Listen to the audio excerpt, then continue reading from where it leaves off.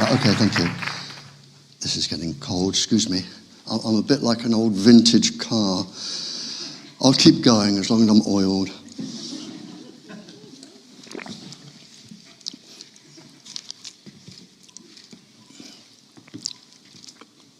I'd just like to say a couple of things before I start, please. There are people who don't like talking in front of other people. If you have any questions or you wish to see any research that I have used, there is nothing to stop you. I'm in the Liverton phone book, Newton Abbot. There's nothing to stop you, and I know some people here, and they have been out to my house, nothing to stop you ringing me up saying, "Hey Barry, can I pop out for a cup of coffee, look at this, discuss this," and there's no problem with that. It goes on all the time. I've had 5 people this week. There's no problem at all with that. Anything I say, I have documentary evidence for. I can't bring it all here. I've used 1,700 papers to compile this and my last talk. But you're welcome to come and look at them and criticize them and say, "Can I have a copy of this?" And take it away for whatever you want to take it away for. But I don't say a single word unless I have documentary evidence. Now, my aim is not to upset anybody, but some of the things I say, can. Between 1949 and 1962, everything we needed to know about microwaves was known and published. By 1962, all of the dangers, all of the hazards, everything was known. And when I say all of them, between the superpowers and us, the brain at that time had been studied for brain waves, and microwaves could be used to penetrate the brain and cause behavioral changes.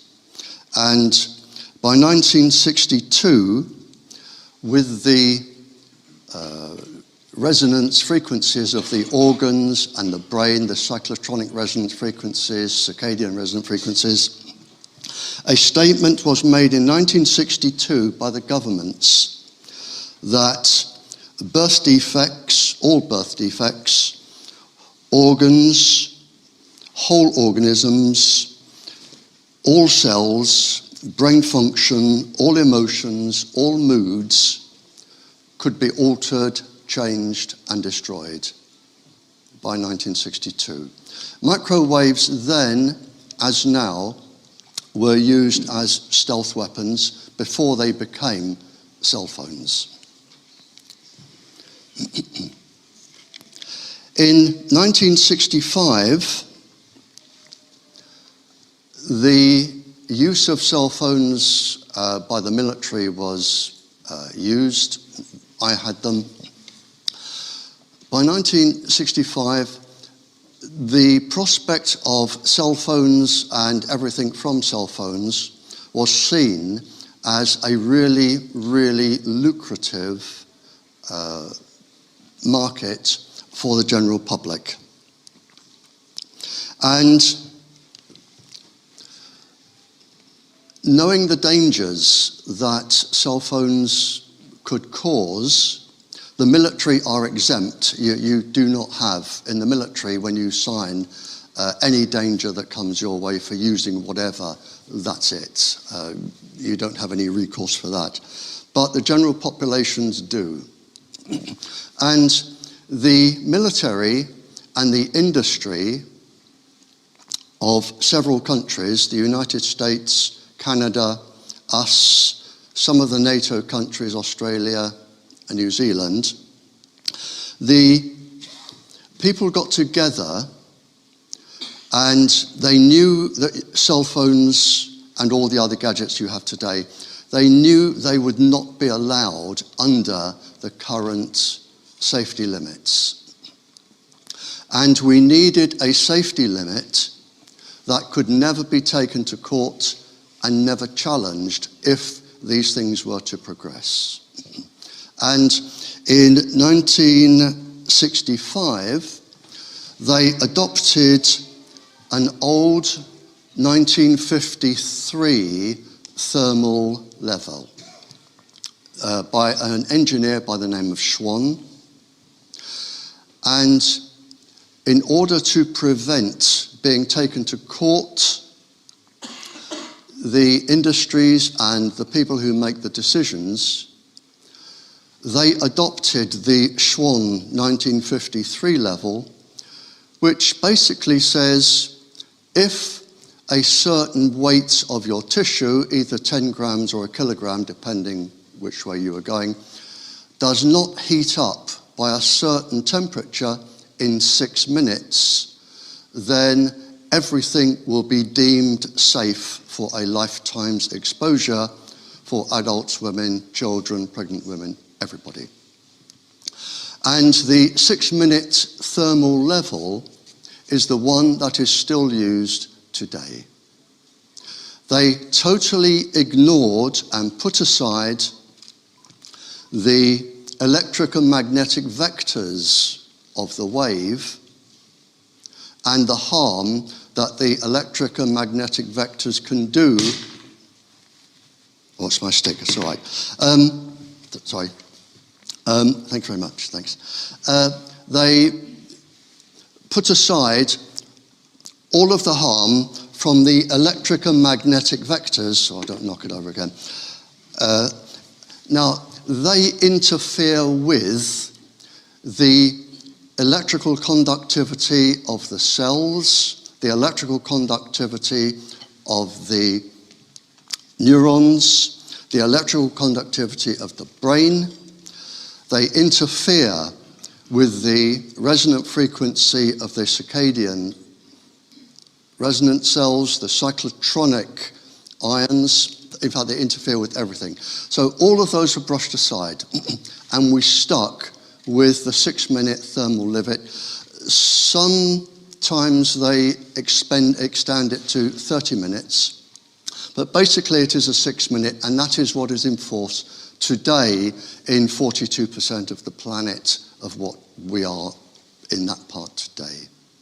So you have really no protection against the electric and magnetic vectors. And as I say, that is in force today. That comes from the International Commission for Non-Ionizing Radiation Protection, who advise what was the government scientists, now Public Health England, who advise government, who advise councils, and it comes all the way down, and it is still in force today. I will be coming on to 5G later. 5G is not new. 5G was causing a nuisance in 1972. The only thing new about 5G is its name, 5th generation. That's it. That is the only thing new. It is well documented. There are many research papers on it.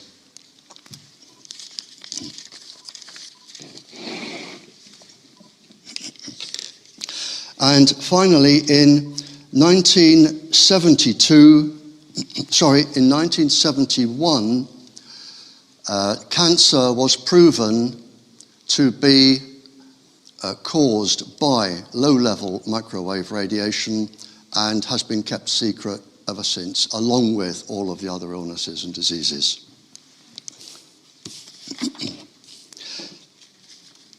In the early 70s, this document was published. It was by the American military. It is top secret, classified top secret. And it lists 2,000 research papers, 2,000, and each of those took many, many years to construct. 2,000 research papers, because in those days the military did the research with the universities. And it covers all of the illnesses which you can expect to get and die from continuous low-level radiation. This, I think, is the most shameful document ever to be published. It is by the World Health Organization. We pay them to protect us, and we trust them to protect us. In 1973, the World Health Organization had a conference in Warsaw, Biological Effects and Health Hazards of Microwave Radiation, Below Thermal Radiation, which is what you have on your cell phones. 350 pages documenting harm to the ordinary person. 107 different chapters. Chapter 40 deals with cancer, I think 28 reproductive faults. But instead of telling the world, I don't know who made them make the decision, instead of telling the world, it was stamped top secret with a big red top secret stamp. It still is. And you still will not be told about this. They will not admit to it, even today. The second most shameful document, I think, is this one. This was published between 1972 and 1976. The final part was 1976. It is from the US Defense Intelligence Agency. And the document says, if the more advanced nations of the West, which is us, are strict in the enforcement of exposure standards, there could be unfavorable effects on industrial output. Industrial output is profit, and military function. In other words, what they wanted us to do was set a level of radiation for the NATO countries, set a level of radiation that would not be strict. Hence, we came in with the 6-minute thermal level that is still in place today and what councils are advised to adhere to. At that time, the World Health Organization, again, what they didn't tell you,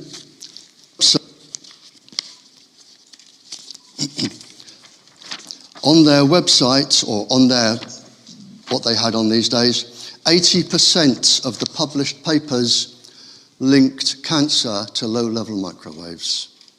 And the others, you had neurological damage, birth defects.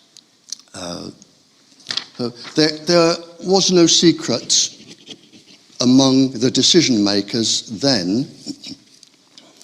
And every so often, generally when a new G comes out, a new, one of the new makes of the cell phone, the International Commission for Non-Ionizing Radiation Protection, they put out an addendum to their original report, which clears the way for whichever generation it is coming out. There's a new one coming out in a couple of days to clear the way for 5G. This is the original, or a copy of the original International Commission document, and it is of interest to decision makers, all decision makers, excuse me.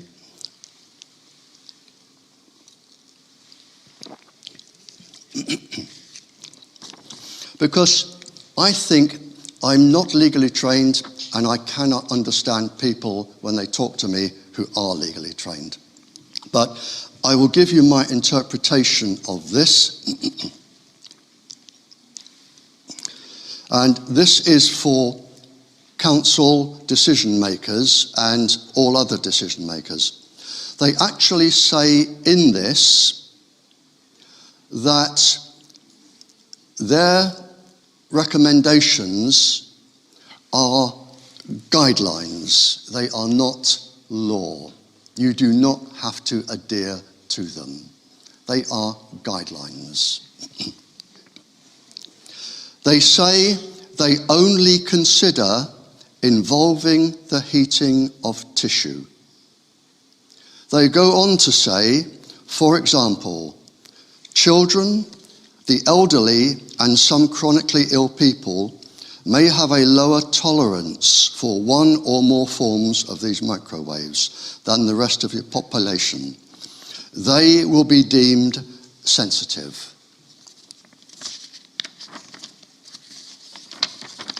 And then they say on page 547 of this one, in practice, the critical steps in applying these general procedures may differ across the spectrum. Several steps in these procedures require scientific judgment. For example, on reviewing the scientific literature and determining an appropriate reduction factor. In other words, in my simple brain, if you are told that something is dangerous, as a decision maker, you have the authority to say, this says this level will cause this. I am instructed to reduce the level to a point that is deemed safe. You do not have somebody walk into your school or somewhere and say, sign here, Gov, these are radio waves. We've had radio for 100 years, no problems. And then, zonk, there's a transmitter, and you come back a week later, and like Lego, some other people have gone dong, dong, dong, dong, dong, dong, dong, and you've just a mass of things that you don't understand, and nobody will tell you what they are anyway. Now, I brought a couple of books along, not because I get any money if they're sold or anything like that, but along with the whistleblowers, of which I am one, I have known for many, many, many, many years a captain who is an electronics warfare specialist captain. He worked with the Canadian military government and CIA, and he published a book. And in this book, and I can give you the title, and he's updated it. This is the original. He's updated it for 5G. And in it, whereas Snowden, the whistleblower a few years ago, put everything on the internet, he has put all of the top secret papers into a book, given the websites where you can download them if you are a decision maker and you want proof of something. He includes our government, the International Commission, and he's put them all in a book under different categories, everything to do with cell phones, Wi-Fi, 5G, government, and all that. But the reason I want to quote this one is because he has quoted that before this bubble bursts, with children and everybody running around with everything stuck to the sides of their heads, it is expected and anticipated there will be 2 billion deaths. Now, I questioned that in my own mind, and I thought, that's a lot. And in my simple Janet and John brain, I couldn't work out what 2 billion deaths actually means. But it is, if you imagine everybody who died in World War II, it is 28 times that number. And that's a lot. But when I started looking into this, I thought, well, I remember when I was teaching And I remember the time in the early 80s when I said to my science class, and I said, we have just passed the 100,000 deaths a year rate in this country for smoking-related deaths. And then you start looking around the world for smoking. Smoking was linked to, they didn't know the name then, but they knew that you had lung congestion and died with big black ugly bits. In 1870, smoking was linked to cancer and death in 1870. In 1939, all of the science was in place to have it stopped. Then the government scientists and industry scientists, who are sometimes one of the same person, step in and they delay things for 50, 60 years, which is what happened to smoking. Exactly the same with lead in petrol, and there are many other examples. So when I looked at this and I thought, well, smoking is probably comparable to 2 billion by now. Lead in petrol certainly will be. And I looked around a few figures, and a 10-year international study around the world in various countries had many, many thousands of miscarriages, suicides, deaths around transmitters. Lima, near Peru, the country, is known as Cancer City, where it is unregulated. Just 2 provinces in India, they have 50,000 brain tumors in children and 100,000 plus dead in the provinces attributed to mobile phone masts. And so it goes on. And when you start looking at examples like this, in a paper I wrote, and anyone can come out to my house and read it and copy it. In a paper I wrote, there was a survey done, I'm trying to think, probably 15 years ago, of some of the schools in France and Spain, and they found 200 schools with cancer clusters of 8 or more different types of cancers attributed to the transmitter in the playground. We had I was involved in 11 children under 11 with leukemia after a transmitter went up. They all died. It was taken to Parliament. The MP put forward a very, very good case. It took 18 months to get to Parliament. And the minister stood up and said, we are within international guidelines, and sat down. And that was it. In fact, the minister lied. We're not within international guidelines. There are, and I'm not going to dwell on these, but I just, for the decision makers, I will just run through a couple of these. There are already deaths. Go on, Barry, sort yourself out, man. What's the matter with you? There are already deaths from Wi-Fi in class, from here to New Zealand. There are 136 studies of harm in schools, proper studies, from Wi-Fi and transmitters in schools. There are 48 studies on child suicide. It's going up around 4% every year. I'll just stop there for a second. It is the pulses or modulations from the frequencies. Professor Mio, King Saud University, he has shown, especially in a child's brain where the tissue is particularly soft, the skull, he has shown that the microwaves penetrate deep into all areas of a child's brain. And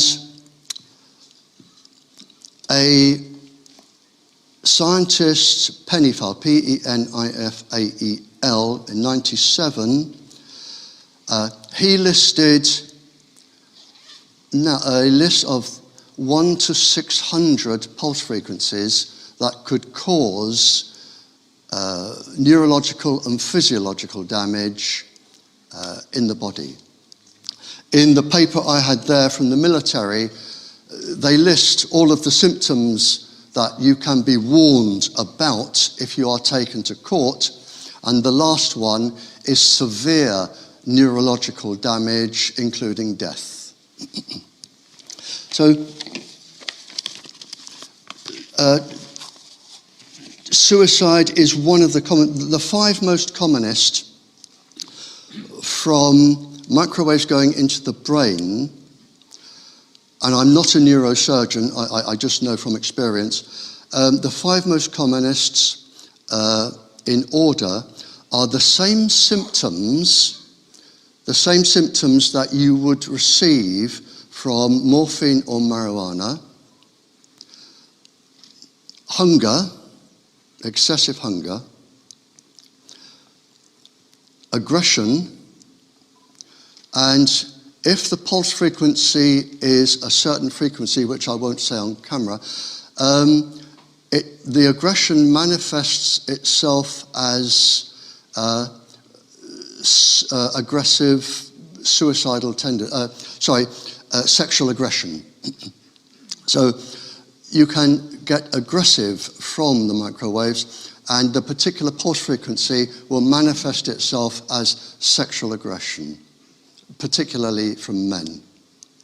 And the last one is, I'm not a medical doctor, I describe it as the same symptoms as lead arsenide poisoning, where you just want to go to bed and die, and if somebody came in with a bag and said, "There's £1 million, go and spend it," you wouldn't be bothered. Those are the most commonest symptoms that you get from microwaves in the brain at varying degrees. And any neurologists here, I can run through the processes if you wish.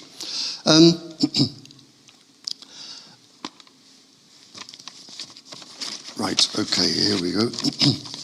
Pregnant women are particularly vulnerable because the womb, of course, is mostly fluid, and microwaves are attracted and stay in and rearrange the chemical structures of the fluid in many ways. There is a 20-fold higher concentration of damage within the womb. A pediatrician with a neurologist, a medical neurologist, went into a school. I don't know the size of the school, but he found 31 children with physical damage and neurological damage related to the transmitter. The World Health Organization published a paper that showed that a level of microwave irradiation for a pregnant woman can reach 47.7% as a miscarriage, stillbirth, or genetically damaged child rate. 47.7%.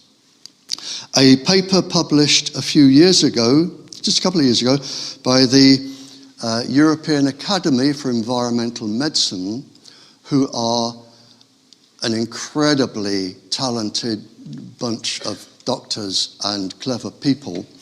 They looked at their own research and came up with 48%.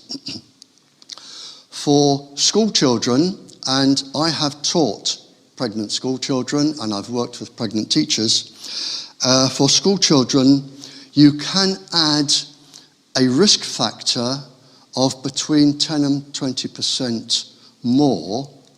I don't know exactly, and I don't know anybody who does, due to the increased electrical conductivity in their bodies, the absence of a full working immune system that isn't really up and running till they're 18 or so, the absence of the hardness of the bones and the easiness of the microwaves to penetrate the bones, which are not really fully developed till they're around 27, the last being the clavicle.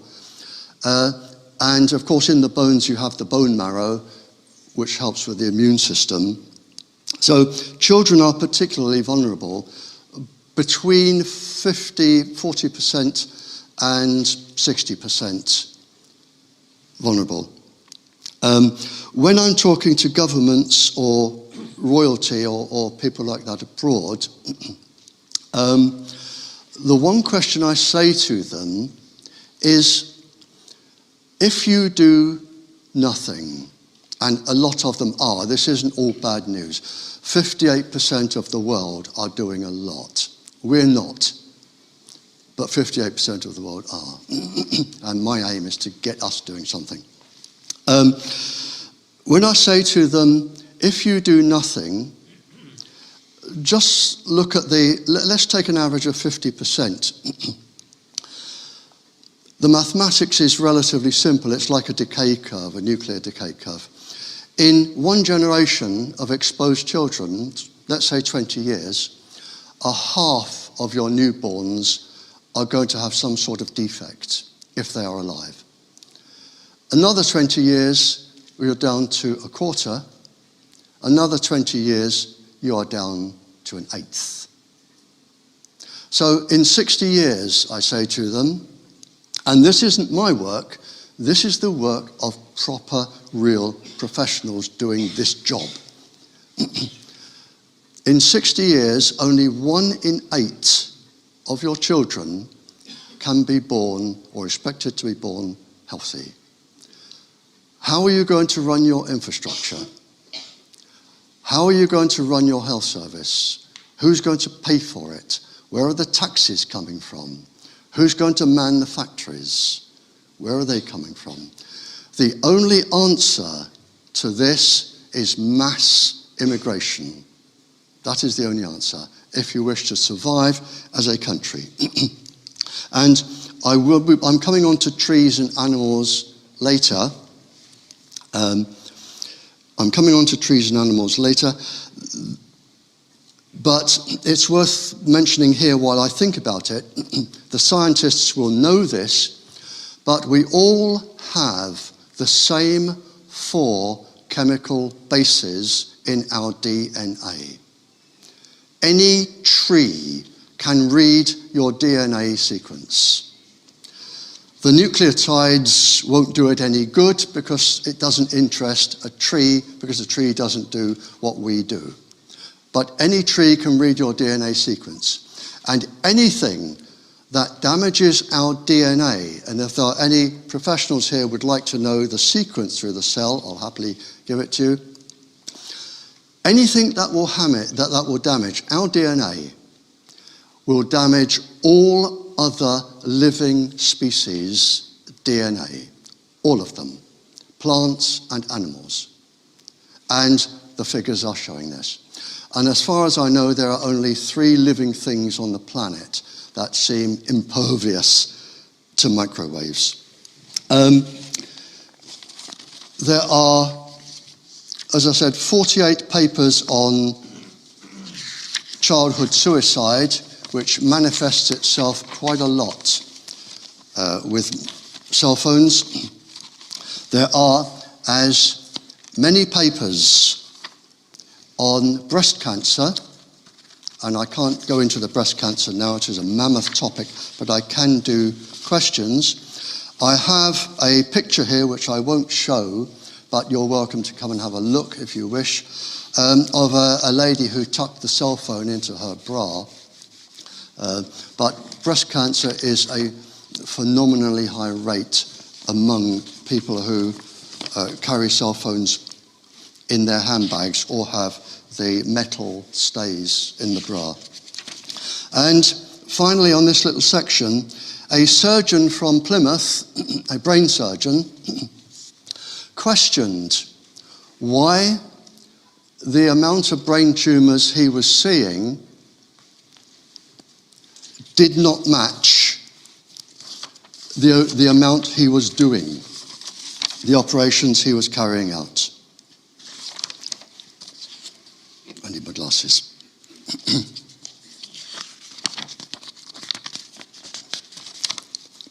And the answer, if I can find it, here we are. The brain surgeon challenged the statistics. And we looked into this. I had a letter from him and I wrote to him. And I sent him a copy of this. And our statistical office of statistics, whatever it is, they take, or they did then, and it's, as far as I know, it's still going, they are taking 40,000 brain tumours off these statistics every single year. 40,000. And it is justified. What they are saying is, aha, the endocrine glands in the brain are not actually grey or white matter. We associate the brain with grey or white matter. Therefore, they're not really brain. Therefore, the tumours of the endocrine glands are not brain, so we can take those. So we take off the 40,000 endocrine cancers a year. And this is how it goes on, and this is how you get your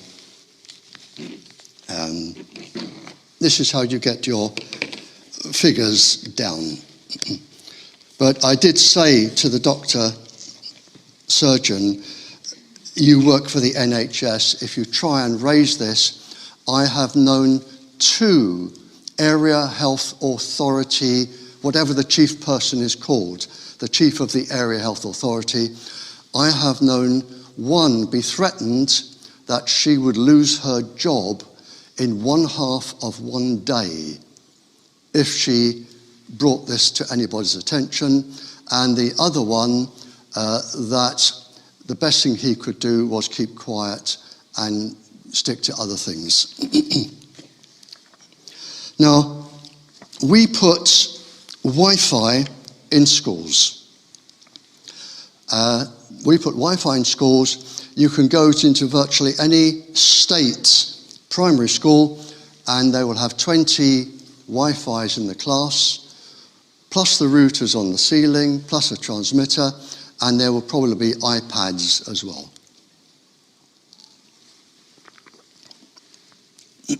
And they are all microwaves.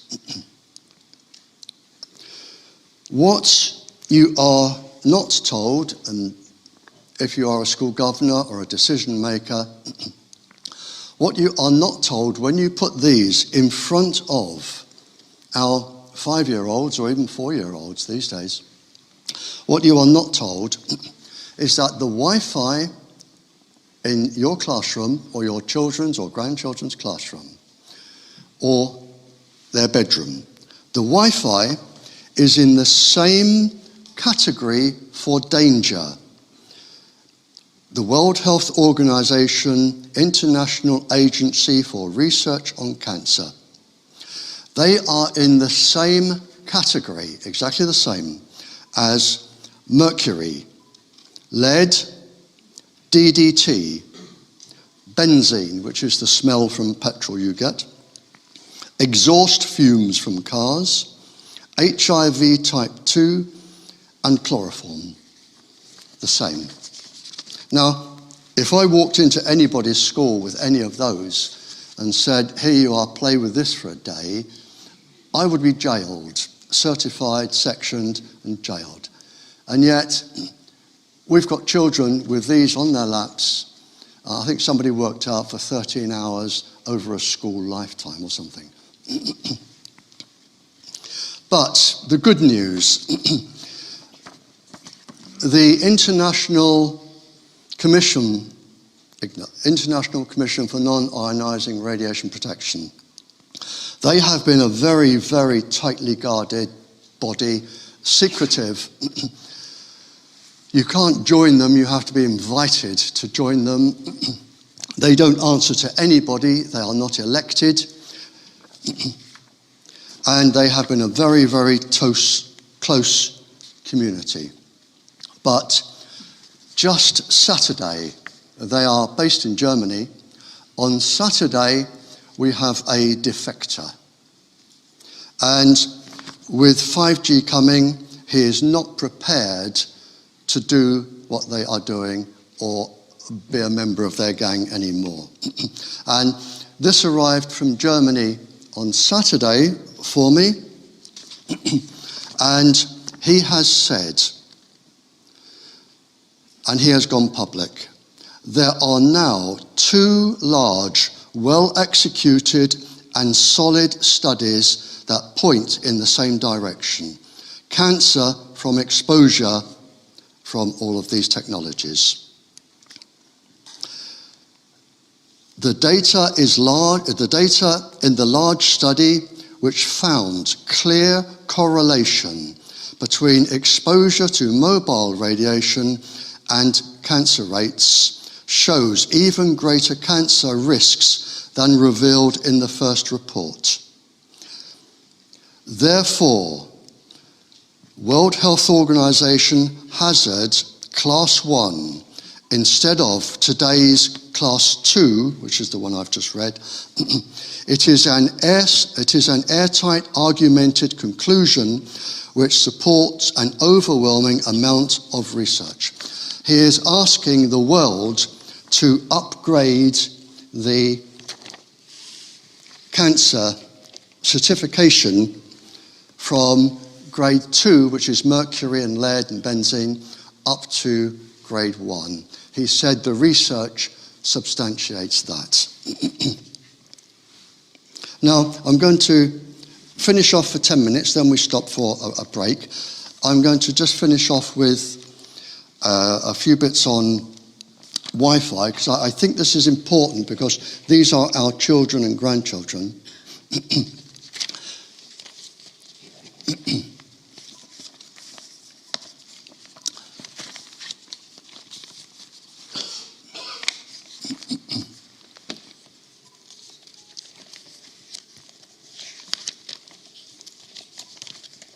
Here we go.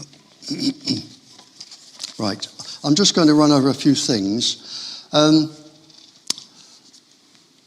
am not alone in running around the world trying to do this. There are a lot of people doing lots of things, and we'll have some good news here. The industry themselves, come on Barry, sort yourself out. The industry themselves in the year 2000 studied the top 220 research articles and said that what they are putting out actually does cause cancer. The Council of Europe, 47 countries, 800 million people. Simple statement: ban Wi-Fi in schools.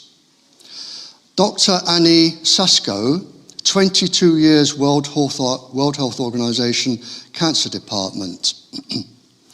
Mobiles, cell phones and Wi-Fi will cause cancer.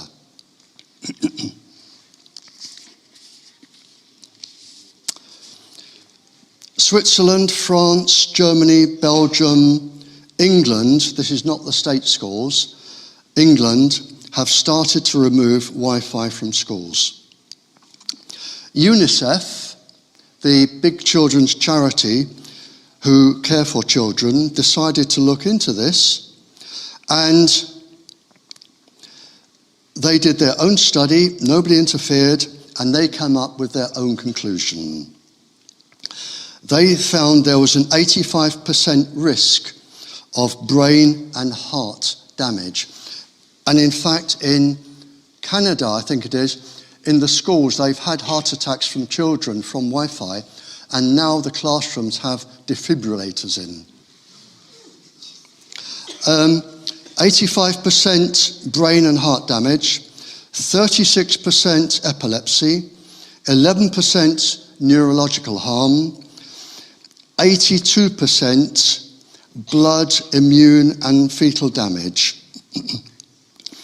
Iceland, Cyprus, Italy, Canada, Russia, USA are either removing or starting to remove Wi-Fi from schools. Okay. Finally on this, just two things. I think this lady, internationally, she is renowned for being particularly clever. And I'd like to read just what she wrote here. She is a pediatric neurologist, Dr. Maya Klein, and she has said, pregnant women deserve to know that wireless radiation can have an impact on the developing brain. We're seeing alarming increases in the number of children diagnosed with neurological disorders over the past decade. And finally here, I've got an article here. I won't take it out and show it to you. It's a very large article published in a science journal, and because he was so worried, and with no disrespect to some of the people here, and I know some of the people here because I know them, are recognized nationally and internationally for their knowledge. With no disrespect to the people here, Professor Yuri Gregoriev, who is chair of the Russian Federation for Nuclear and Atomic Sciences, and probably the most knowledgeable person on the planet concerning microwaves and harm, he came over here for one specific purpose. He wanted this article published, which it was, and he gave a lecture, and he wanted to warn our government, do not put microwaves in schools. Do not put Wi-Fi in schools. Wi-Fi will have severe neurological damage and physical damage to our children. He came all the way over here just to say that and to warn us. And anyone wants to see the article, you can come around my house and read it and photograph it. Okay, do you want, I'm going on to trees and 5G after this. Is this a good time? Would you want to stop now? I've done an hour. Yeah, we'll stop now, and then we'll stop for a quick break, and then I'll do trees, 5G, which is all I've got left. They won't take long, and then we'll have all the questions. Before I start with trees and 5G and animals, I just want to mention these books. As I say, he is a whistleblower, but this one, the updated one, you can now get off Amazon. So if you ring up Amazon or do whatever you do on a computer, I don't have one, it'll probably be there next day. And this one you have to send to Canada for. But I brought this one specifically because there is a chapter here for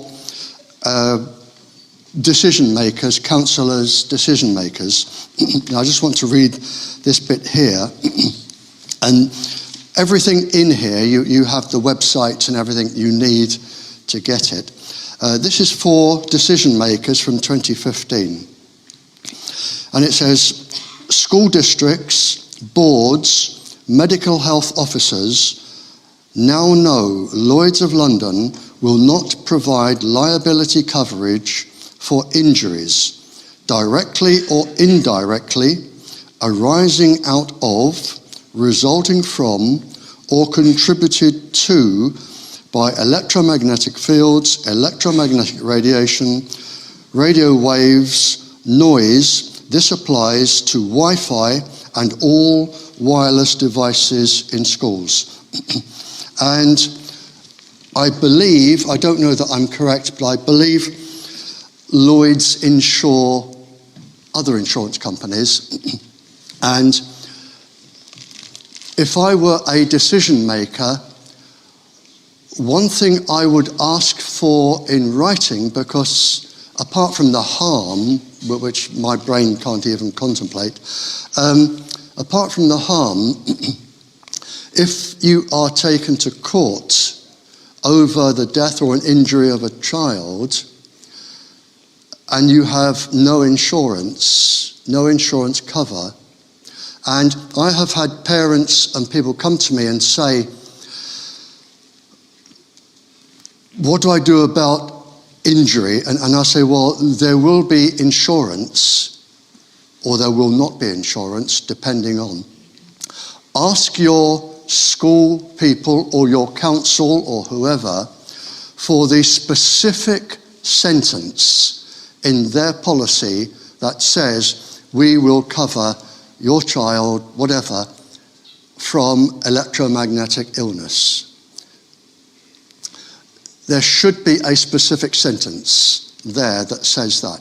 If there is not, then I don't know the law, but if as a decision maker you are taken to court, I have spent a whole day in court being cross-examined by an incredibly ambitious, tenacious barrister.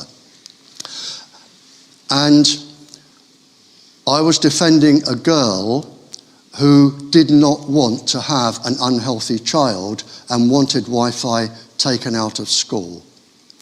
And I thought after that, Andrew Goldsworthy, who works with ESUK as an advisor, he was the medical expert. And I thought, I'm glad I was on my side because I can stand my ground. And I thought, if I were a decision maker against such a barrister, I would be taken to pieces with the information that is there. And I think it's something that decision makers just need to bear in mind. Trees, right. I'm quoting this from the magazine ESUK, which I think there's some copies over there, but it's quarterly or 4 times a year, and they do cover lots of legal aspects, and they have their doctors, scientific advisors, and it is well worth getting, and it's not expensive.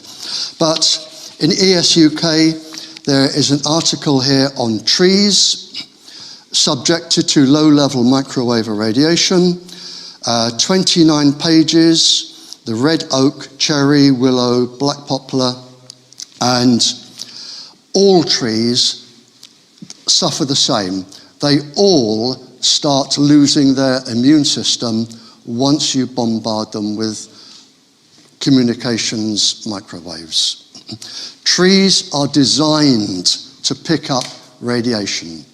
They are not designed to pick up microwaves. They do not like microwaves. Even children in school do experiments with watercress near cell phones or with microwave water. It's patently obvious that any tree does not like microwaves. And the moment you start microwaving a tree, 2 things happen. First is the tree starts to lose its immune system. And secondly, I did say there were 3 species on Earth that I know of that are impervious to microwaves. One of them is bacteria, microorganisms. They seem to thrive under the energy from microwaves. I don't know why. I have had it explained to me by a professor, but I couldn't understand what he was saying. But 2 things happen with trees. First, the bacterium start to thrive and invade the tree. And secondly, the tree starts to lose its immune system, and it's only a matter of time. Here, where 5G is going up, all around the world, where 5G is going up, trees are coming down. The reason is trees inhibit the progress of 5G. 5G is not a big around circular wave that you get from transmitters. 5G is a beam, sort of a cross between a torch and a laser. It is a beam, and that beam has trouble going through a tree trunk or the density of leaves, especially if they're wet, and especially along roads. I have had calls from all over the world saying, Barry, why are they cutting our trees down? And I say, is 5G going up? Yes. There is your answer. In Malta, the lady that rang me said they're cutting the trees down and the reason is that motorists can see better. In the USA, when they're just not giving an explanation, they're just cutting them down. Sydney is the only place I know, Sydney, Australia, where they're telling the truth, and the application into the government is the submission to the government 5G inquiry. Sacrifice trees for network performance and overwhelming numbers of small cells. In Australia, they've just said, if you want 5G, we cut the trees down. Simple as that. Here, our local paper, or my local paper, out at Bobby Tracy, the advertiser here, we are culling. Now, the reason given to us, we are culling in the Teignbridge area, that I come under Teignbridge, 90,000 trees to stop the prevention of dieback. I don't know what dieback is, I'm not a tree expert, but we are cutting down 90,000 trees, and we are also cutting down, it is 440,000 trees along the road so that they do not pose a danger to motorists. Now, I wrote a letter to the newspaper along with a lot of other people. Mine is here, and I've said, is it a coincidence that we have to cut down 440,000 trees, suddenly posing a danger, at the exact location that 5G needs to go up on the lampposts? 5G has to go up about every 100, 150 meters. Magazines, I'm not the only one with research. There is an article here that birds, bees, insects, trees, the migration of animals, colony collapse, a big study on aspen trees. There are 20 studies here, proper university studies on all of these. And it is the same thing, really. All of those, you suppress the immune system, and for the animals, the navigating animals, the ones that use the sun or the Earth's magnetic field, even the creepy crawlies that go along the ground,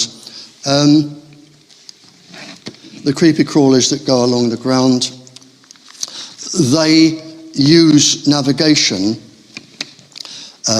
from the Earth and from the sun. But for the scientists here, I'm talking about the cryptochrome pigment double electron absorption system that has been published in Nature for robins, and we know the other birds have it, the other animals have it. Animals lose their immune system, all animals, and those that use the sun or the Earth's magnetic field, they become disorientated. Migrating birds get lost, butterflies get lost, and you have quite a lot of harm, particularly on insects. Insects, they have a large surface area to body volume, and their surface area absorbs more radiation than the body can hold. It's known that one of the 5G frequencies, when it was tested on a bee, just absolutely saturated the bee. The bee lost its immune system and the whole thing turned to pus inside. Now, I'm going to mention just a couple of studies here. 2 studies costing 30 million euros over a good 10, 12 years found an increased cancer tumours in animals exposed to phone mast radiation.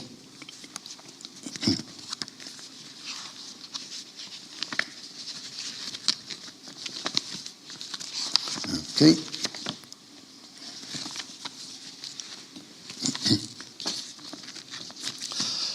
Animals facing extinction have been reported. Animals facing extinction have been reported here in India, Netherlands, Japan. Up to 40% of hives lost. Insect extinction in Germany from study by entomologists. And so it goes on. Nobody is immune from this.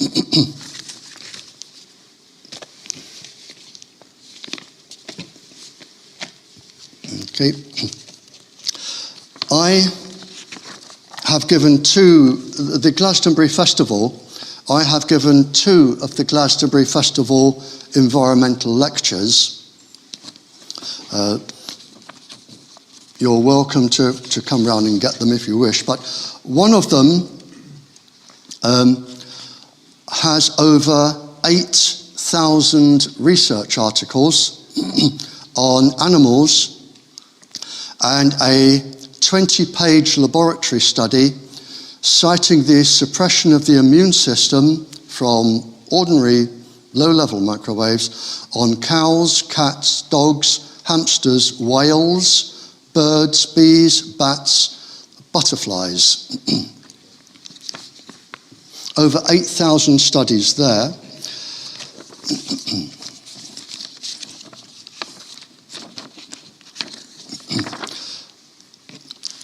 The second one I gave, the first one was predominantly bees. The second one was animals from all species.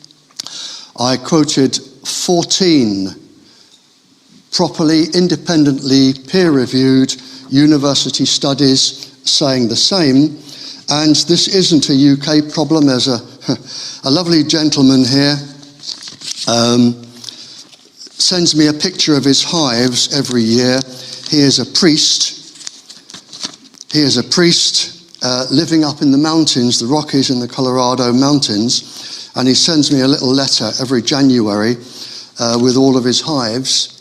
And to show this isn't just an English or UK problem, they are fighting a battle. The beekeepers are fighting a battle, and every year he tells me what he's doing. They're putting special protective coating on, or doing this or doing that, or moving them, but he sends me a note saying what he's doing to try to protect his bees, along with all of the other United States beekeepers. Now, I want to come finally on animals to a study here.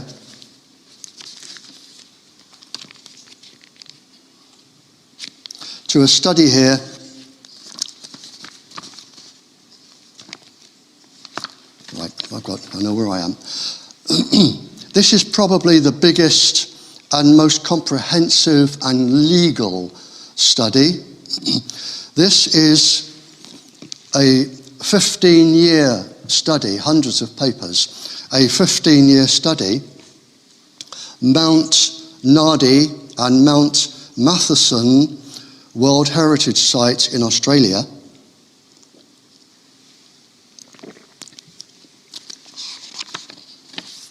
World Heritage Site in Australia. The study was for, and this is a legal study, for the United Nations Educational, Scientific and Cultural Organization, UNESCO, the International Union for the Conservation of Nature. And the conclusion over Mount Nardi, Mount Matherson, they only had 105 transmitters, which isn't that many, over 15 years. And I've never seen anything described like this before. They said, over the last 15 years, this affects not only the top of the life chain species, but they are devastating the fabric of the community of the world heritage, causing genetic deterioration in an insidious, massive, and ever escalating scale. To truly understand what these studies reveal is to stare into the abyss. And I've never seen the word abyss in a scientific paper. And I thought I'll just look it up in my Oxford Dictionary to get the proper meaning, because this is coming here with our nature. This is coming here. And under my Oxford Dictionary, under abyss, it is an abyss of despair, a catastrophe, primal chaos, hell, and a bottomless chasm. Now, you can choose any of those, but it doesn't look good.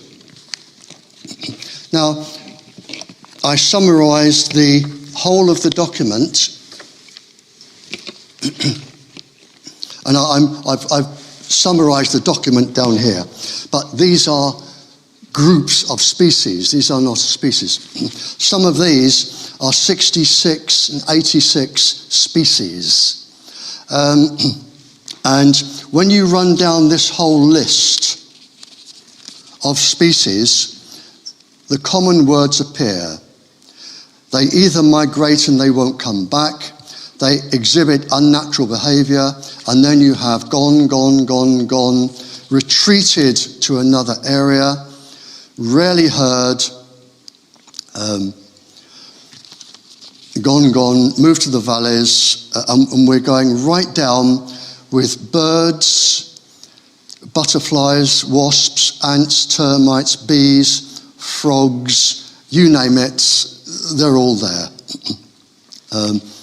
And those that haven't gone, so the ants have become aggressive, but the moths, butterflies, ants, bees, flies, they are down around 80%. And some of the other creatures here, like the grey thrush, they list as rare, and there are several rares. But the problem is not whether they're rare, but whether you have enough species left to regenerate. And this is before the 5G satellites start coming overhead and beaming down on them. All of what I'm doing now is 5G. And I have an important quote here, because I think it can be useful, from Bug Life. And I want to tie it in because there may be a solution to this. And this is published in 2018. However, the charity Bug Life warns that despite good evidence of the harms, there was little research ongoing to assess the impact or apply pollution limits. That is not true, actually. I've quoted nearly 40,000 research papers. ESUK magazine publishes animal studies every time it comes out. There is generally one a day, but I'm not criticising bug life because I think one of the answers to this, and I thought about that sort of only yesterday, I thought, how can we sort of solve this here? I have no authority and no status. And whoever I try and reach will never reply to my letters, and I can't get through to them. But charities like Bug Life and the charities that control birds and the charities that look after the woodlands, they have, I don't know what you call them, but people who control, what's the word I'm looking for? The people who, like Prince Harry and all those. Patrons, that's it, thank you. They have patrons. And if, and this will be going out, if the people who have animal charities and tree charities, if they go to their patron and they can ask their patron for me to come to them, I don't care where I go, my own expense, if I can go to the patron just for an hour, the patron, although the patron may not be able to do anything, the patron may be able to meet somebody at a social event that I would never even be let in the gate to, but would meet somebody at a social event and say, hey, we've got this bloke here, you really want to talk to him, and we may be able to get a decision made. That is the only way I think we can actually get a handle on this, because the industry is immensely powerful. They stand aside for nobody. They have the money, they have tens of trillions of dollars. They can buy anybody, they can buy the scientific results they want. And finally, the last thing on trees that I think is immensely important, because the moment these went up, we started to lose our trees, and I haven't seen the research, but I bet if anybody starts looking, you will see that tree diseases are slowly creeping up over the last 20, 25 years. They have to. But what people don't understand about trees, and I'm going to put this very briefly, 70% of a fish is tree. The reason is when the trees shed their leaves, all of the broken down goodness gets washed into the streams, the rivers, the sea. It is fed on by microorganisms and bacterium, and they get fed on by bigger things and bigger things, the food chains, the food webs, and into the fish. And any fish, any 70% of a fish is generally tree, or the goodness from a tree. But there is a very important fact here. Among this enormous chain of microorganisms, you have tiny little microorganisms called coccolithopores. And they do their share of feeding and they are fed on. But they produce one important molecule. Coccolithopores produce a molecule called dimethyl sulfide. It is the only molecule known at this point in time, the only molecule known, because it drifts out of the water into the air. And it is the only molecule known to take part, and that is necessary, in cloud formation.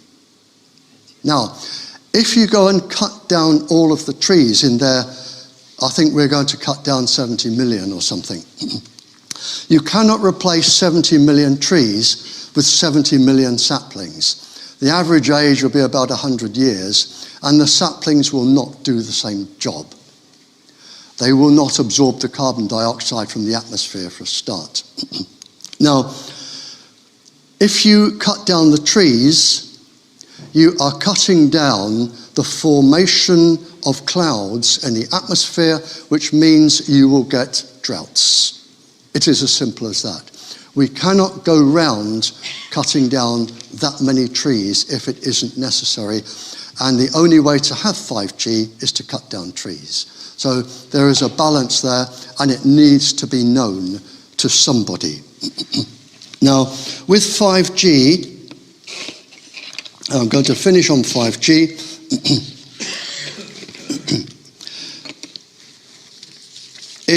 When I spoke in Totnes not too long ago, just before Christmas, somebody was disagreeing with me, saying, we don't have that and we don't have that, and no, we don't. But it doesn't say that we will not have it.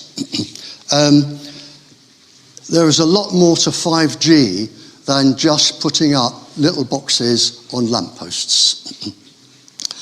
5G is the new generation.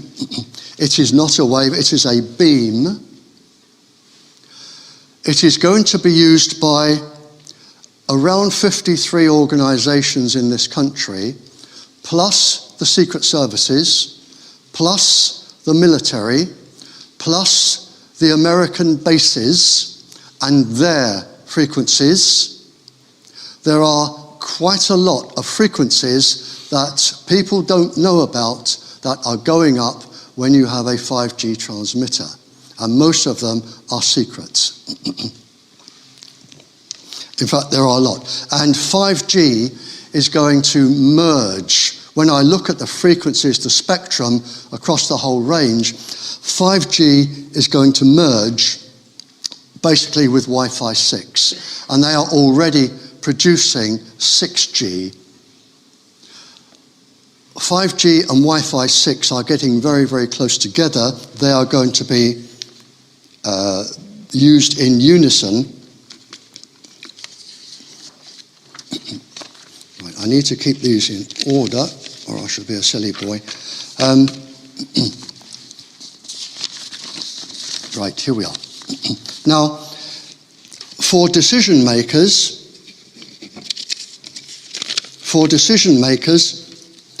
two of the world's leading professors in this area wrote a letter to all of the Nordic prime ministers. It is a brilliant letter. I wish I had the skill to write this letter. I certainly don't. It is a brilliant letter.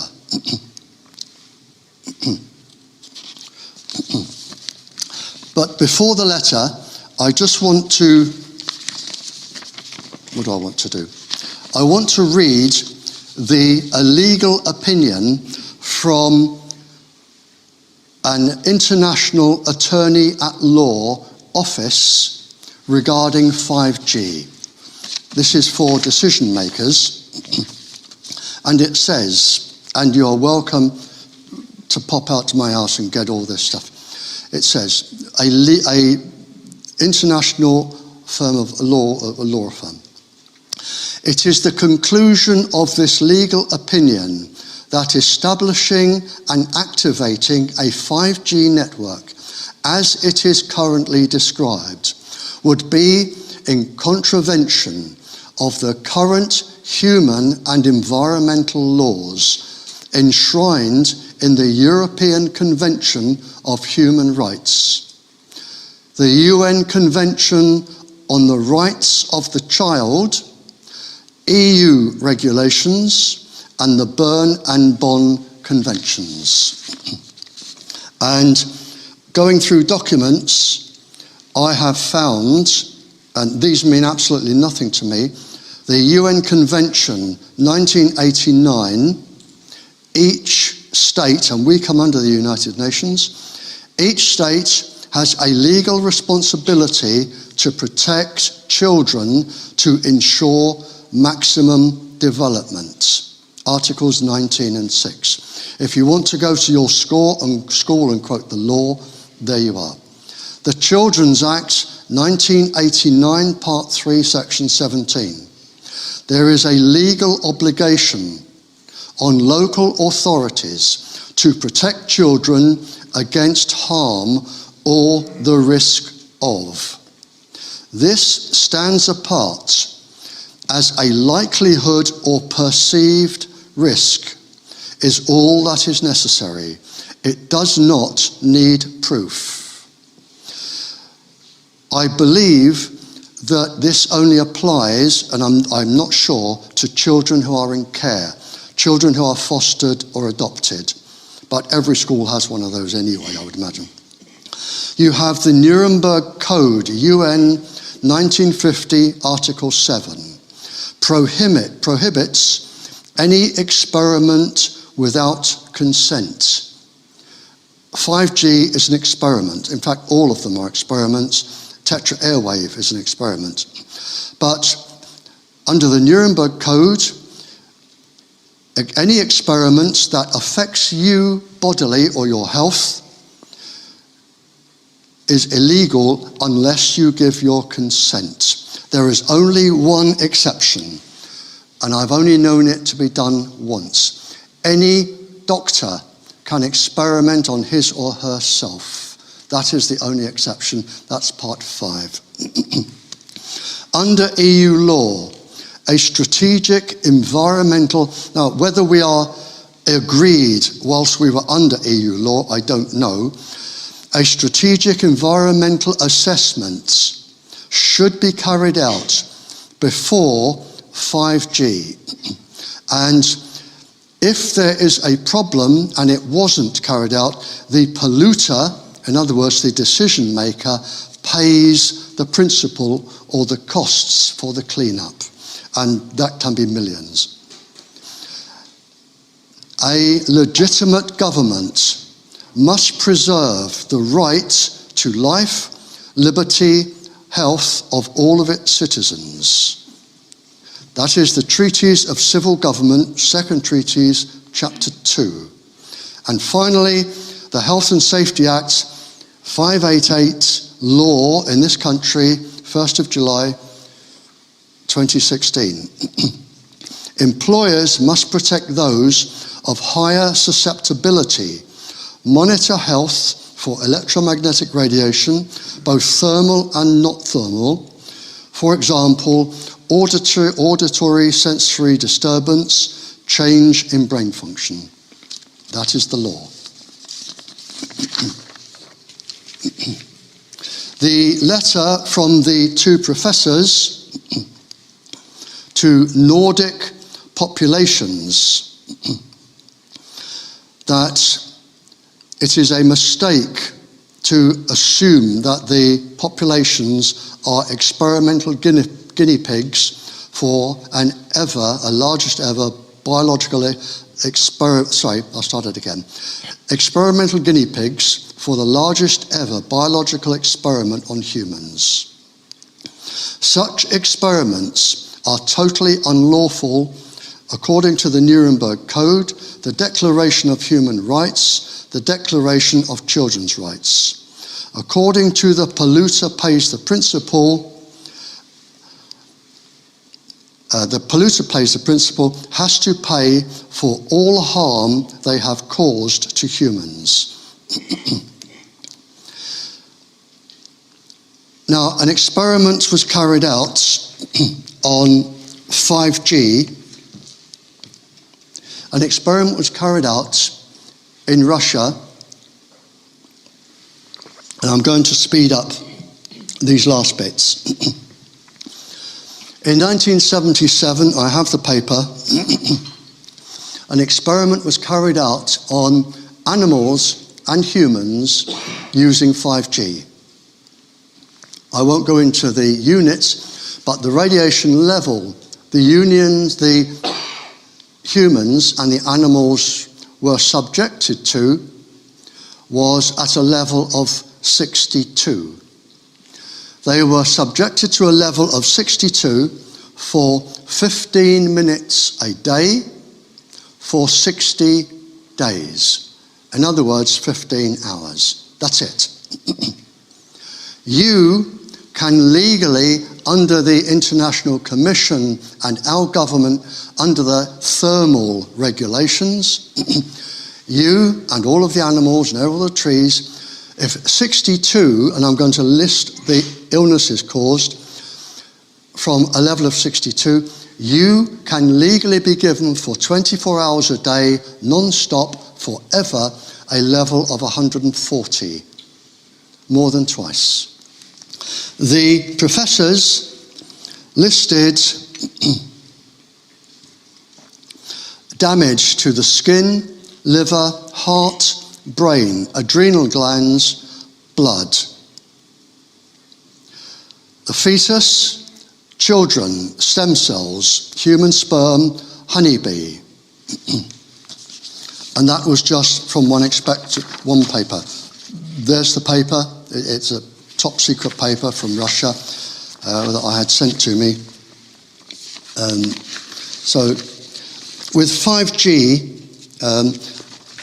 I can't really, if I can show it to you very quickly, if I can find it very, very quickly. There we are. With 5G, as I hold it up to show you, on the right is a normal transmitter, and on the left, as I show it to you, you have the pulse of the 5G signal. And you can, if you want, you can get there's an excellent article on 5G. This is from ESUK magazine, which you can download from the internet. This is a really good, because it goes into the frequencies and everything. If you want it, it's the ESUK magazine, Summer 2019, Volume 17, number 2. And if you can't remember that, give me a ring tomorrow and I'll have it by the phone and I'll tell you.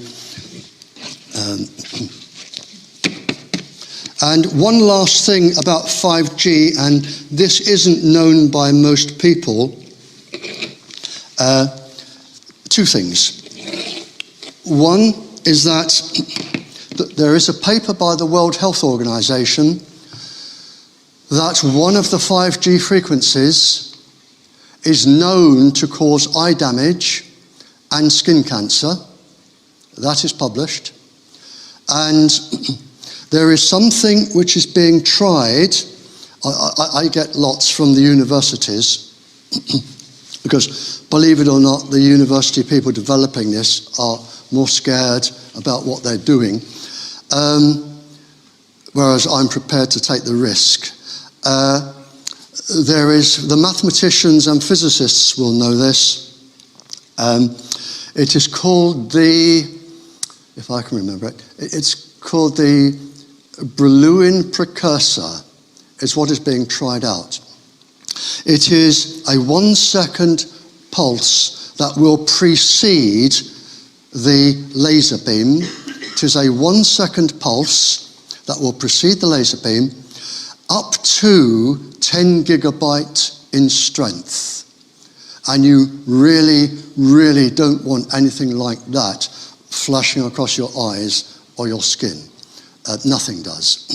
That is being tried out as a burst of energy so that you can download a whole movie or whatever. Now, just to finish off, it's not all gloom and doom. There is a very simple answer to this, all of this. There is a solution. All you have to do is run cables. Many countries, they don't have smart meters that use Wi-Fi. All of the smart meters run off cable. All of the cables into the schools, all of the Wi-Fi in the schools, well, it's not Wi-Fi, it is cabled from source. There are no microwaves in the air. If we took the trouble to run cables, just like telephone cables, everybody could have everything they wanted, even better, more secure, and better and faster. But we have 500 companies that are immensely powerful. They are pushing the Wi-Fi because they're getting as much money as they can, and this is how they are progressing. But the easy answer is just to have cable.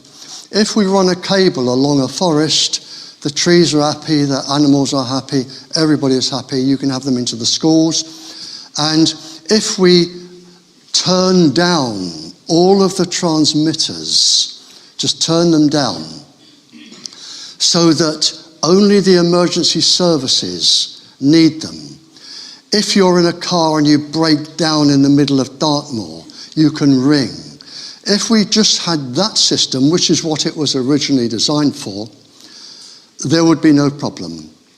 But the problem is, and was unforeseen in the 70s, this system has been hijacked by children and addicts and everybody else, and the use was not thought up before they released this. And they are chemically and physically addictive. And I have articles from Scientific American Mind that show that children will demonstrate severe aggression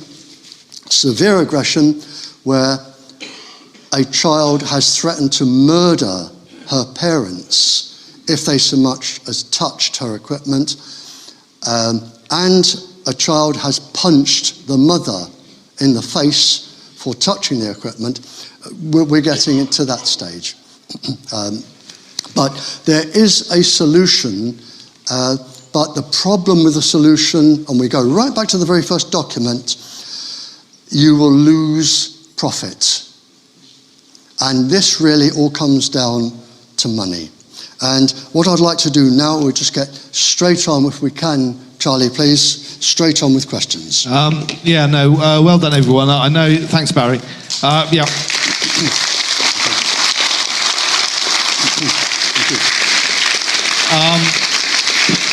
You're all doing really well. It's hard listening to this stuff.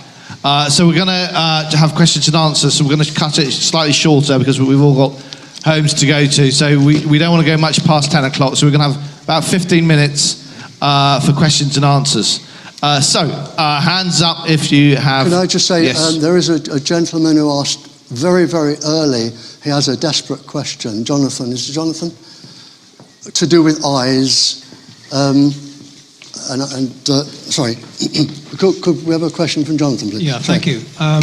It's about the 5G infrastructure, and part of that is going to be the LED street lighting. There is, in America, a researcher and lighting design mathematician who says that LED, in the form of the new streetlights and car headlights, is going to cause irreparable damage to everyone's eyesight, because LED light is rather like a laser light in that it's generated from a flat projector and has a beam-like capability.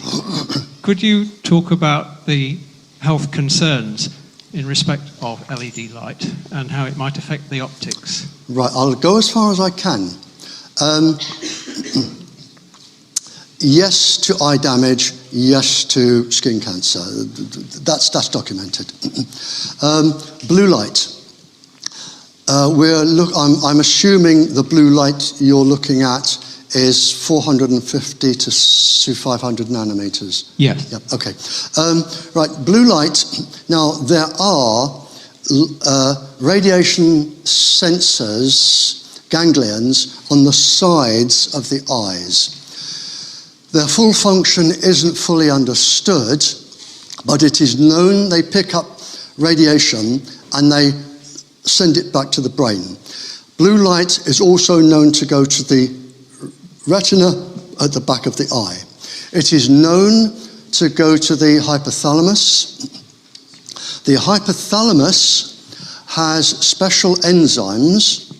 They're called periods Now, the enzymes in the molecules or the cells in the hypothalamus in the brain, it is known that under normal conditions without blue light, they travel to the outside of the molecule or the outside of the cell.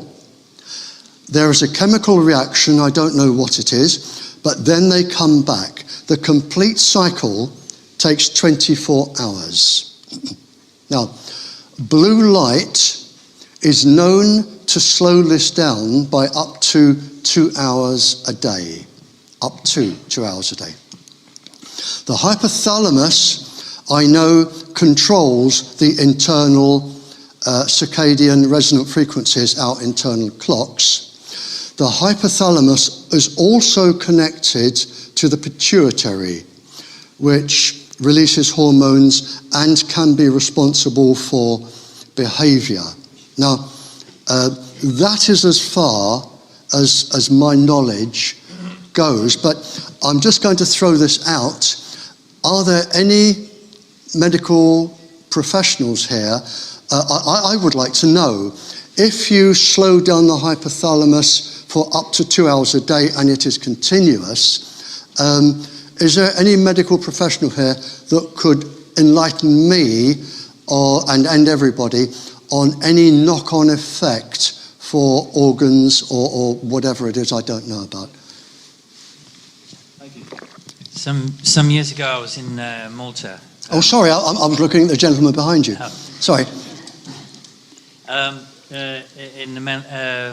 Doing mental health studies in Malta, and they did various studies, and we had what we call blue rooms, mood rooms, which what you were stating there with the mitochondrial and the pituitary gland and around that area, and they found that there was mood suppressor, and people got not depressed, but you could stabilize the mood, but it also slowed the functions of the mind. So what we're saying, because they couldn't hear you at the back, it will change moods and suppress processes in the mind. Yes. Yeah. And they also found out taurine in Red Bull actually lifted it. Could I ask something else, sir, please? We're all adults and we have mechanisms that, how would that affect sort of, and I'm thinking of a teenager who is adolescent and probably is not in full control of their emotions or moods. Could you guess or give a professional opinion of how that would affect an adolescent? I'm not quite on that level, and I'm going back 5 years to this study. But it certainly would affect the stability of the mind anyway. It does, and actually my son is 8 years old in Exwick Primary School, and I've noticed a mood change due to Wi-Fi activity there. Yeah. But there were 2 pills, and one of them is kind of banned in America now because of this. But I can't remember the study, so I don't want to quote myself. Can I just add one thing to that, sir? I do know that in China they have opened up medical blocks now for this specific thing for children and mood changes. And the professor has written a brilliant paper. I can't remember his name. The professor has written a brilliant paper. And in the clinics right across China, the youngest child he's treating is 2. I can believe it. For addiction and mood behaviour. Sorry. Okay, questions? Well, I've got a quick question for the audience. Put your hands up if you are now suffering from tinnitus. Yeah, if you weren't 5 years ago, but you're now suffering from tinnitus, put your hands up. Right up. Everyone can look around. How many people is that? That's 20%, 30% of the audience. Okay, any hands down? I'm back at school now. Questions? We have one question over here. I'm going to pass the mic to you. 2 quick questions. First, you said there was 3 organisms that were immune, and you said one was bacteria. What were the other 2? The first are, and I don't know whether maybe somebody here will know, whether they are microorganisms or bacterium or what. They're called tardigrades. And NASA has beamed them into space and brought them back, and they've just come out of their little cocoon and thought, well, that was a nice rest. They seem impervious to everything. And the other, the bacterium thrive, and the other was scorpions. Oh, scorpions. Oh, that's interesting. And the other thing was, with the microwave technology, was it actually being worked on by ARPANET in the 50s and 60s? Sorry, ARPANET. Was it being worked on by ARPANET? The US ARPANET, the defense people who... I'm sorry, I can't internet. understand the question. In the 50s and 60s, Yes. was it worked on... By ARPANET. What's ARPANET? ARPA, ARPA. They were the defense, sort of, a lot of their work was secret. I don't know. I'm sorry. Oh, right, okay. I don't know. Because you said that you were working on Cold War microwave Yeah, technology. the 1949, by 1949, they knew the brain frequencies and they were changing behavior just by beaming microwaves into animals and human brains. The only organizations I know are the Soviets, the CIA. We worked with them, but I don't know that particular acronym. Sorry. Any more questions? Well, we have no more than 10 minutes. Sorry. Hi. Thank you for the evening. That's my pleasure. The presentation. Thank you. Just wondered, is there any truth in the idea that this is also not just about money, but a weapon of war and an idea of depopulation, which is their intent? That is a particularly, is it a deliberate method of depopulation or a method of war? You've heard of HAARP, H-A-A-R-P in Alaska. Manipulation of weather? That can be used, I'm not saying it is or it has, it can be used because the microwaves can be any frequency and they only need to tune it to a brain frequency, and it can be bounced or reflected off of the ionosphere, which is hydrogen and helium, down to any part of the planet. And there isn't one HAARP, there are 16 around the planet. They can be used to change weather. They can be used for bacterial warfare, and I can't go into how and why now. They can be used to cause illness, but yes, they have been used. The Soviets microwaved the Americans. Recently, in one country, the American embassy was microwaved. Cuba, yep. We microwaved the Catholics in Northern Ireland. The Americans microwaved the ladies at Greenham Common to give them cancer and make them sick. But now, and I'm not going to mention the country or the countries, and why I like this is because I would like this to go out and I would like people to take notice in these countries. But I know one country from my travels where there is a very heavy, I think there are about 2 million Muslim populations, density of Muslims, and the concentration of towers is within there. There are other areas of the planet where the extremely wealthy, and I'm not trying to start a civil war here, but they are exempt microwaves in their areas. There are areas of the planet where particular densities of poor, and I've been to them, and I fought a case for them, and we won, and I had the king backing me, where the transmitters were always put in the poorest, densest areas. So you could argue that, but whether it is deliberate, I'm not in the mind of the decision makers. So can we take one more question quickly? You know, they're doing the small cells, 5G small cells every 100 meters, every 200 meters, and if you thought of it the other way, not faster download speeds, but if you thought of it, you had an AK-47 on every street corner, you might think again about 5G.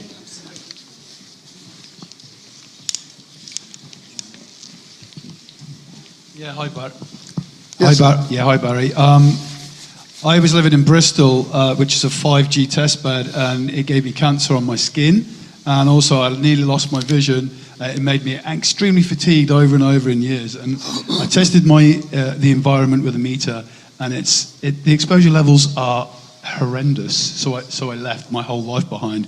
But my question to you would be, how do we protect ourselves from this stuff? I'm seeing a lot of products on the market that are giving out waves, like Blue Shield and stuff like that.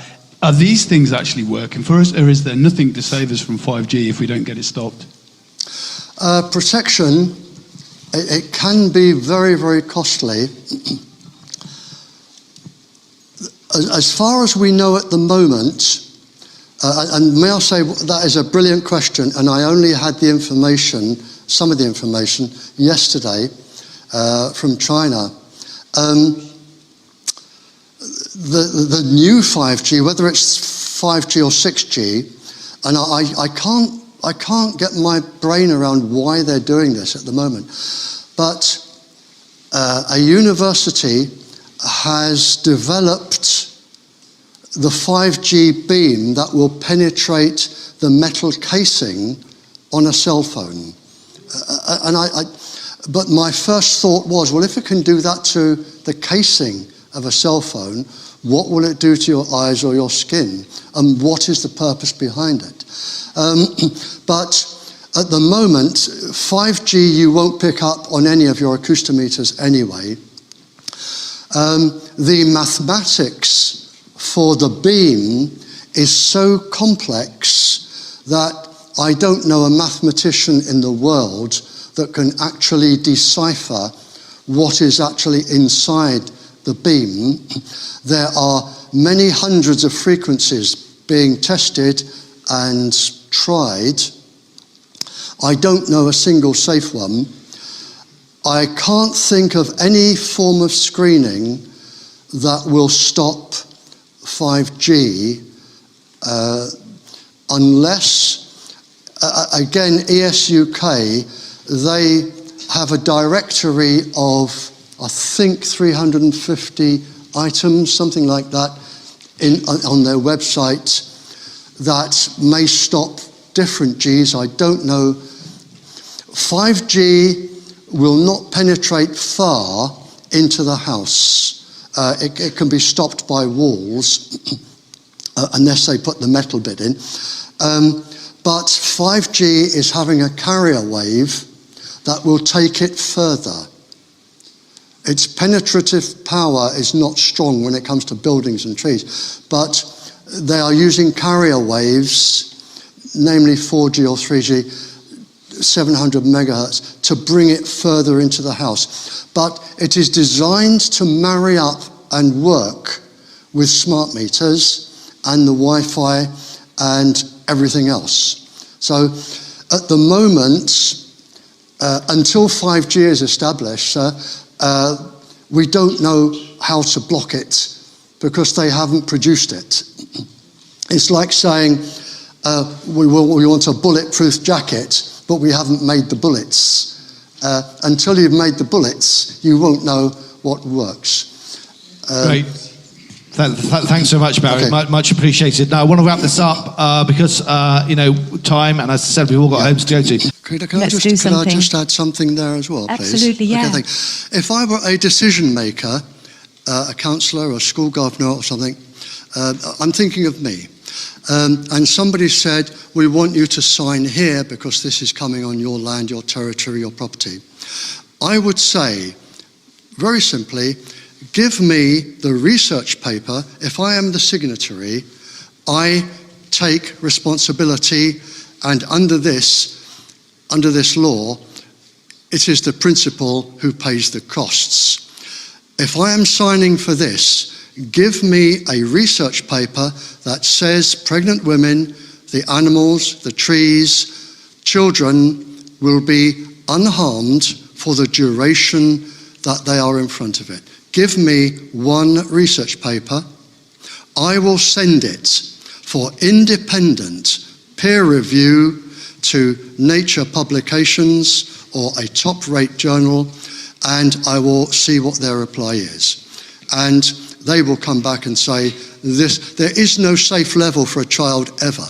But I would safeguard myself, and I'm not saying this as a threat, but I do get a lot of counsellors and legal people coming to my house saying, can we take the council to court under civil law? And I don't know, but the pot is boiling, and if I were a decision maker, I would want something cast iron, say, give this to me, I will make my own decision, I will not be bullied.